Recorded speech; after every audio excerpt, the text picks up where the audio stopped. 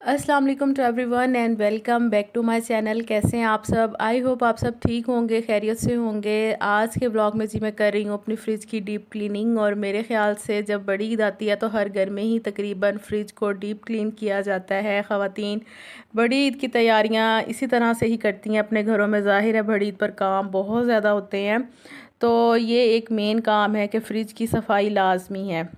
अच्छा, जब मैंने आज सुबह में ना अपना वो फ्रिज का जो ऊपर वाला डीप फ्रीज़र वाला पार्ट था ना, इसको मैंने खोल दिया था और पंखा चला दिया ताकि बर्फ़ जो है वो सारी इसकी मेल्ट हो जाए। तो मैंने सोचा था कि ना पहले मैं ऊपर वाला जो इसका पार्ट है ना, इसको अच्छी तरह से साफ़ कर लूँगी, उसके बाद फिर नीचे वाली फ्रिज की क्लीनिंग करूँगी। लेकिन ऐसा हुआ कि जैसे ही मैंने फ़ैन ऑन किया ना, तो साथ ही बर्फ़ जो है ना मिनटों सेकंडों में इसकी मेल्ट हो गई, क्योंकि ज़ाहिर है गर्मी इतनी ज़्यादा है। तो फ़ौरन से ही बर्फ़ जो है ना सारी मेल्ट हो गई थी, और पानी जो था ना वो इतना ज़्यादा यहाँ पर जमा हो गया कि टॉवल से मैंने पहले साफ़ करने की कोशिश किया, लेकिन वो नीचे इस कदर गिर रहा था तेज़ी के साथ। तो फिर मैंने कहा कि चलो फटाफट से जो नीचे वाला फ्रिज वाला पार्ट है ना, इसमें से भी सारी चीज़ें वगैरह साथ ही निकाल देती हूँ, ऐसी ना हो कि पानी जो है इसके अंदर जाना शुरू हो जाए। तो फिर मैंने दोनों ही जो फ्रिज के पार्ट्स थे ना उनको इकट्ठे ही क्लीन करना शुरू कर दिया। और इस तरह से ये था कि पहले मैं सोच रही थी कि अलग अलग से साफ़ कर लेती हूँ ताकि ज़्यादा मैस ना क्रिएट हो घर में, लेकिन नहीं, ऐसा नहीं हो सका। और फिर इतना ज़्यादा जब फ्रिज का ज़ाहिर है सामान निकालते हैं तो इतना ज़्यादा मैस हो जाता है। तो खैर फिर मैंने अच्छी तरह से यहाँ पर जो है ना कपड़े पर सर्फ़ लगाया, और लगाने के बाद अच्छी तरह से इनके दरवाज़े थे ना, इनको साफ़ करना शुरू किया, क्योंकि ये दरवाज़े बहुत ज़्यादा जो थे ना वो गंदे हो रहे थे। तो मैंने कहा कि नहीं, इनको जो है ना अच्छी तरह से आज साफ़ करूँगी। अच्छा, अगर आपकी फ्रिज में ज़ंग लगा हो ना, तो फिर मैं आपको यही कहूँगी कि आप फ्रिज को ना बिल्कुल भी वॉश ना किया करें। और मैंने तकरीबन जो है ना पूरा साल अपनी फ़्रिज को वॉश नहीं करना होता, यानी कि मैंने इसको क्लीन करना है इस तरीके के साथ कि साबुन भी अगर लगाती हूँ ना इस पर, यानी कि सर्फ़ या साबुन कुछ भी अगर लगाती हूँ तो टॉवल के ज़रिए जो है ना मैं इसको साफ़ कर लेती हूँ। लेकिन यानी कि जब बड़ी ईद आती है ना, साल में एक मरतबा जो है वो मुझे लाजमी इसको वॉश करना पड़ता है। फिर ये होता है कि इसकी सफाई अच्छे तरीके से हो जाती है। अदरवाइज़ जो है मैं अपनी फ़्रिज को ज़्यादा वॉश नहीं करती, क्योंकि ज़्यादा वॉश करने की वजह से फ़्रिज पे जो है ना ज़ंग लगता है। तो इस चीज़ से जो है ना वो एहतियात किया करें कि फ़्रिज पर पानी कम से कम लगाएं।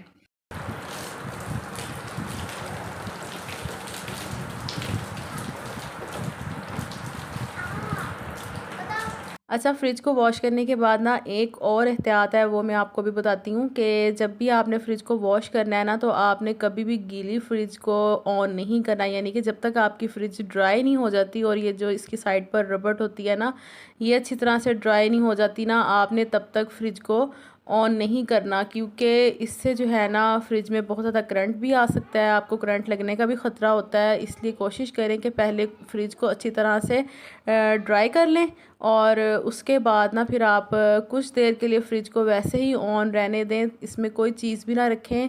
जब आपको लगे कि अब फ्रिज जो है वो अपनी नॉर्मल पोजीशन पर है, ड्राई हो चुकी है, तो फिर आप इसमें अपने बर्तन जितनी भी सॉरी चीज़ें वगैरह होंगी ना खाने पीने वाली, तो वो आप इसमें रखें, तो फिर आपका फ्रिज जो है वो ख़राब नहीं होगा। तो इस तरह से इसकी कुछ एहतियातें होती हैं, करनी ज़रूरी हैं, फिर आपका फ्रिज जो है वो सालों साल चलता है, ख़राब नहीं होता। तो मैंने जब इसको अच्छी तरह से वॉश किया ना, तो उसके बाद मैंने फिर एक ड्राई टॉवल के साथ ना पूरी फ्रिज को साफ़ किया, और उसके साथ साथ पंखा जो है वो मैंने लाजमी तौर पर चला के रखा, ताकि फ्रिज जो है ना वो अच्छी तरह से ड्राई हो। और उसके बाद फिर मैं बाकी जो है ना सारा सामान वगैरह मैंने फिर इसके अंदर रखा था। अच्छा, घर का एक काम शुरू कर देना, हम तो ऐसा हो ही नहीं सकता कि 2-3 काम आपके और ना निकलें साथ। जब मैंने फ्रिज को अच्छी तरह से वॉश किया ना, तो पानी इतना ज़्यादा टीवी लॉन्च में जमा हो गया था, जिसकी वजह से मुझे टीवी लॉन्च को भी अच्छी तरह से फिर सारा धोना पड़ा है। तो उसके अलावा फिर मैंने किचन को भी सारा वॉश किया है अभी। तो अभी यहाँ पर ना सारा पानी वगैरह मैं निकाल रही हूँ जल्दी जल्दी से, क्योंकि बच्चे मेरे साथ साथ फिर रहे हैं और इतना ज़्यादा तंग कर रहे थे बच्चे। तो पानी में आपको पता है बच्चे वैसे ही बहुत खुश होते हैं, उनको पानी मिल जाए सही तो बस वो फिर इधर उधर खेलना शुरू हो जाते हैं। तो बस यहाँ पर मैं जल्दी जल्दी से लगी हुई हूँ पानी निकालने।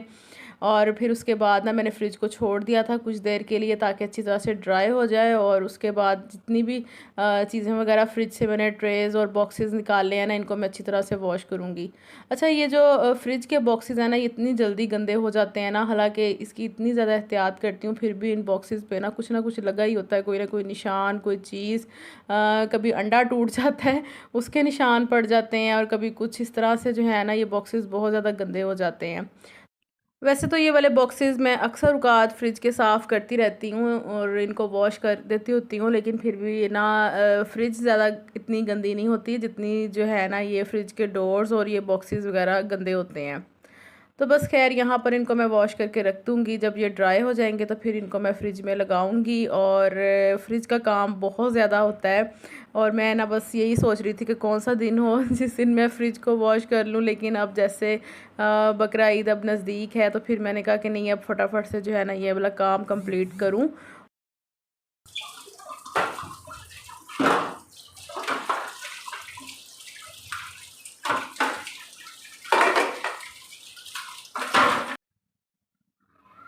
अच्छा, जब मैंने कल रात अपना प्लान बनाया ना कि मैं कल फ्रिज की अच्छी तरह से क्लीनिंग करूँगी, तो फिर मैंने रात में ना मलाई निकाल कर रख दी थी। ये वो मलाई है जो कि मैं हमारे घर रेगुलर दूध आता है ना, तो मैं उसको जोड़ती रहती हूँ। और मलाई जब काफ़ी ज़्यादा इकट्ठी हो जाती है ना, तो फिर मैं उसका ना देसी घी बनाती हूँ।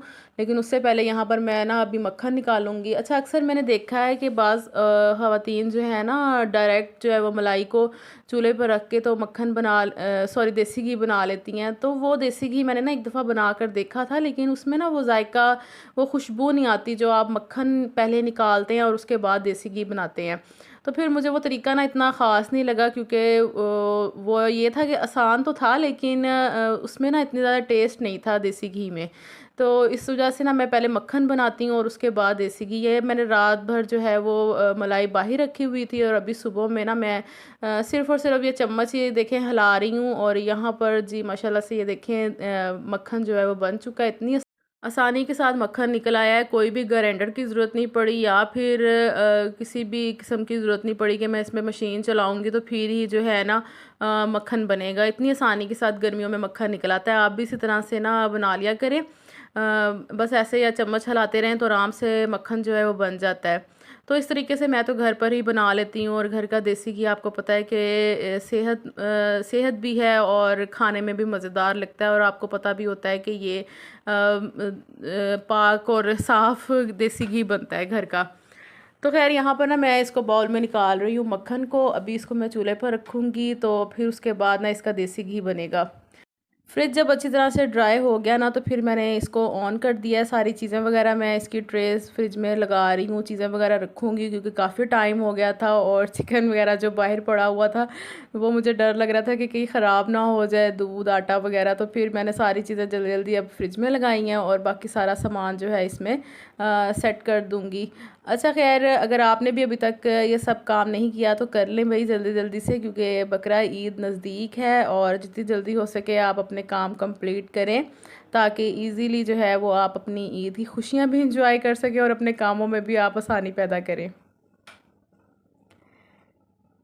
तो जी बस यहाँ पर मैंने रख दिया है मक्खन बनने के लिए, और वो जो बाउल था वो छोटा रह गया था, फिर मैंने बड़ी देगची में इसको निकाला है। तो अभी यहाँ पर मैं रख रही हूँ ताकि इसका देसी घी बन जाएगा। और उसके बाद जी एक और काम आज मैंने करना है, वो ये है कि लहसुन अदरक का जो पेस्ट है ना, वो मैंने बना कर रखना है, क्योंकि भाई बड़ी ईद पर ना ये सबसे ज़्यादा मेन और ज़रूरी काम है कि लहसुन अदरक का पेस्ट आपने बना कर रखा हो। और वैसे तो मैं पूरा साल जो है ना लहसुन अदरक का पेस्ट बना के रखती हूँ, बड़ा फ़ायदा रहता है, हांडिया वगैरह पकाने में आसानी रहती है, बस झटपट से आपको खाना बनाना होता है, क्योंकि लहसुन अदरक जो है वो पहले से आपने बना के रखा होता है। तो बाकी ये है कि अगर आप नहीं बनाते पूरा साल, तो बकरा ईद पर लाजमी बनाएं, ताकि आपको खाना बनाने में कोई मुश्किल ना हो। 2 से 3 अगर आपने रेसिपीज़ भी बनानी हो दिन की, तो आप आसानी के साथ बना लें। तो बस इसलिए मैंने आज जो है ना लहसुन अदरक का पेस्ट भी बना लिया है, ताकि ईद पर ज़रा आसानी रहे। तो खैर यहाँ पर मैंने इसको जो है ना आइस क्यूब ट्रे में निकाल कर रख रही हूँ, ताकि इसमें जो है ना मैं फ्रिज में अच्छी तरह से इसको जमा लूँगी। तो फिर मैं नेक्स्ट डे जो है ना, जब ये अच्छी तरह से फ्रीज़ हो जाएगा तो एयर टाइट बॉक्स में डाल कर ना रख दूँगी। बड़ी आसानी रहती है, आप भी ज़रूर ये वाला काम कर लीजिएगा। जी, आज के ब्लॉग का यहीं पर एंड कर रही हूँ। आई होप आपको आज का ब्लॉग ज़रूर पसंद आया हो। अच्छा लगे तो लाइक, शेयर और सब्सक्राइब लाज़मी कर दीजिएगा। मिलूँगी नेक्स्ट वीडियो में। अपना बहुत सा ख्याल रखिएगा जी। अल्लाह हाफ़िज़।